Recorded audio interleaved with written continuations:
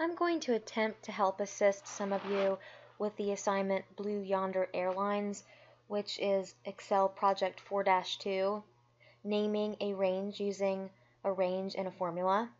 So the first thing that we want to do is define a name. And they'll ask us to define a name in a couple of different ways. But to be honest with you, no matter how you define the name, I won't know how you chose to define it. They're trying to show you different ways to define it. I'm going to simply do one assignment here, define one range. They want you to define the range for corporate contracts. I'm going to select all 4 cells that have data under corporate contracts. And I'm going to go to the Formulas tab, and I'm going to click on the Define Name button. It's going to automatically attempt to name it corporate contracts, and I'm going to say OK, done. That's all I've got to do. I complete that task over and over again for each category: skydiving, define name. So see, this is a pretty simple process, so don't let it overwhelm you. If you like to choose a different way to define it, you're certainly welcome to do that, but this is the easiest way to complete the task. Now when you get to the Expenses sheet tab, and you have to do this again, and you select the 4 cells in your range for corporate contracts, and you come up and choose to define the name, it does not define it for you, and there's a reason for that. Because on the Sales Sheet tab, you've already used the name corporate contracts. So here, you can call this corporate underscore contracts underscore expenses. This way you know what sheet tab it's on.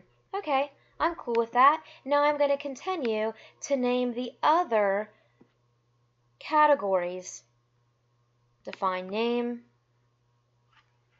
skydiving. Now you can't have a space and you can't have a bunch of special characters.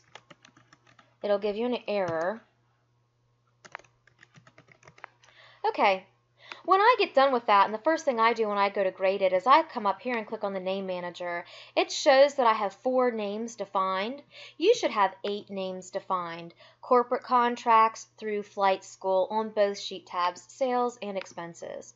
Alright, I'm going to go back to the sales sheet tab, and then it's going to ask me to create a formula based off of the numbers for corporate contract, but using the names that I've defined. So check this out. If I want to do a total formula here, I'm going to say equals, because every Excel formula must start with equals, right? Equals SUM. I'm going to double click sum. That's our auto sum. Then I'm going to start to type in there corporate, and it brings up corporate contracts or corporate contracts expenses. I'm going to choose corporate contracts. And then I'm going to select enter.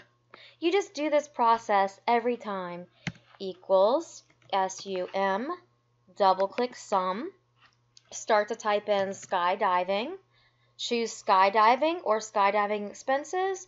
We want skydiving. Double click skydiving, hit enter. Continue this process. That's all you've got to do to complete this assignment. Check yourself against the rubric. Ensure that you've created and completed every step that it requests.